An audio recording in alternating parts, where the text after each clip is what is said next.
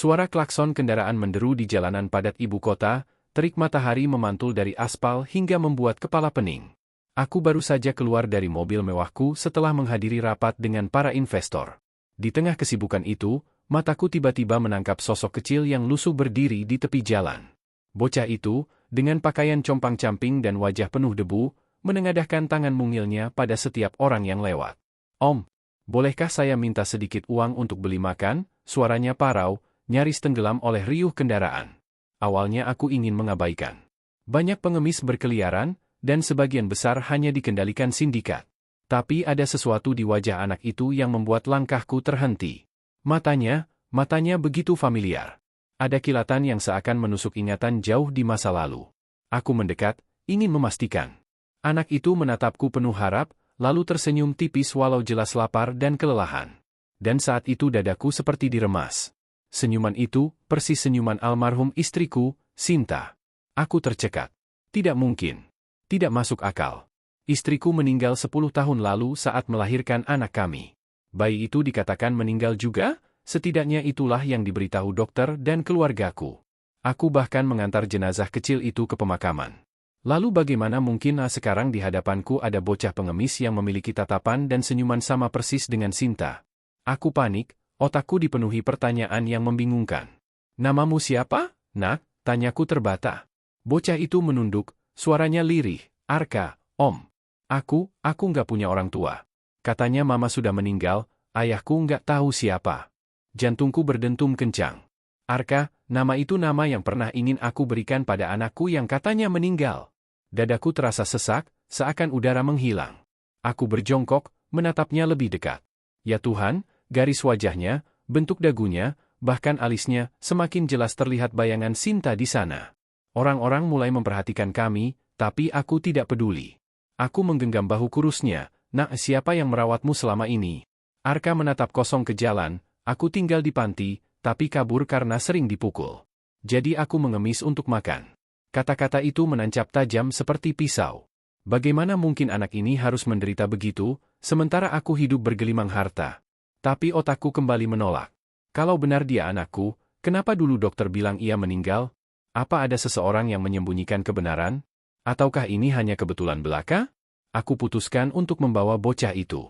"Ikut Om ya, Om beliin makan."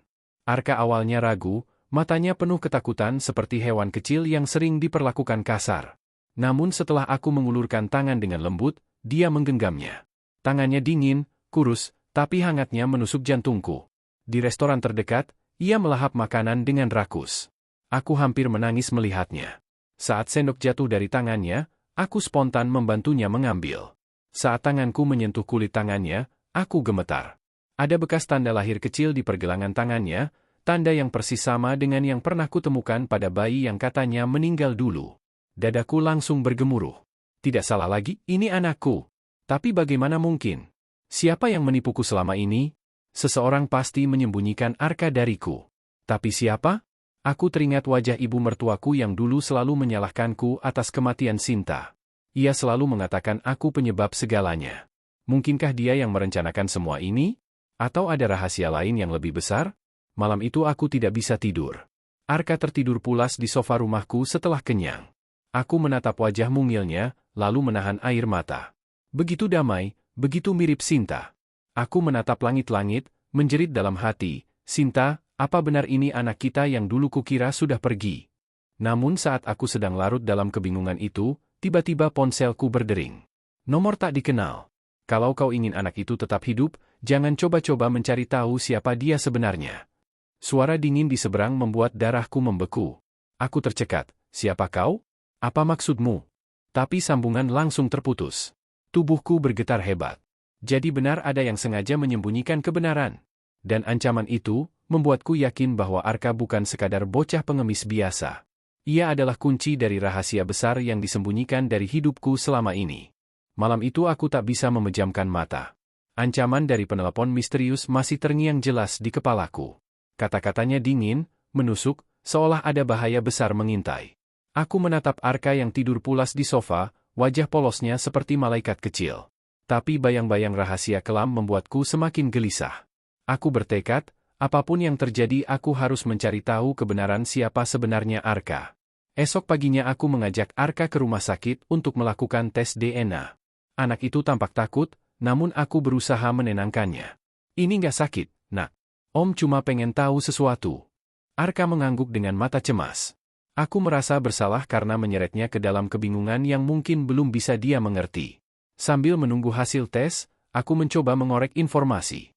Arka, siapa yang bilang kalau mamamu meninggal? Bocah itu menatap kosong ke lantai. Orang panti, mereka bilang aku ditinggal di depan gerbang waktu bayi. Ada selembar kertas bertuliskan nama, Arka.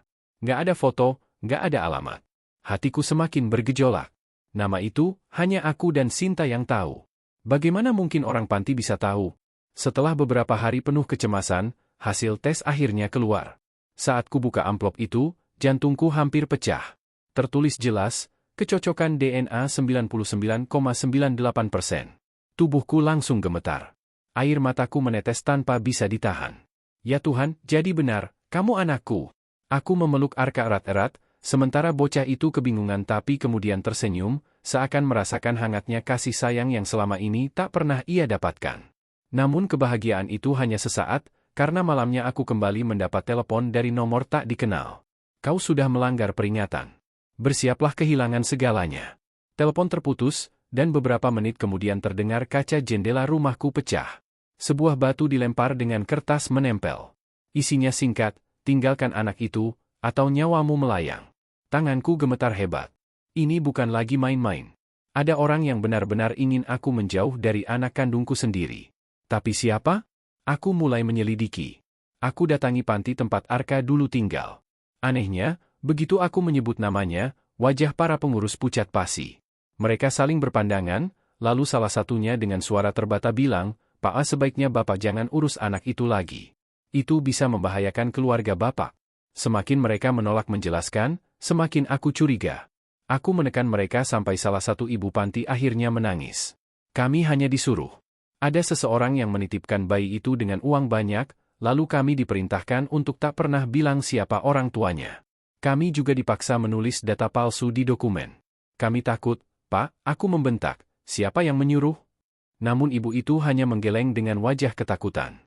Kami nggak bisa bilang, nanti kami mati, hatiku semakin kacau. Aku pulang dengan kepala penuh pertanyaan. Saat membuka pintu rumah, aku terperangah. Arka hilang.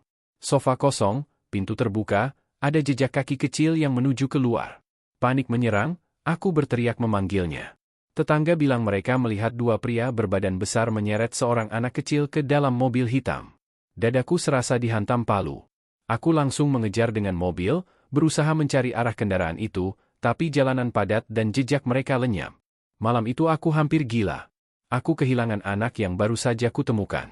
Beberapa jam kemudian ponselku berdering. Suara dingin itu kembali.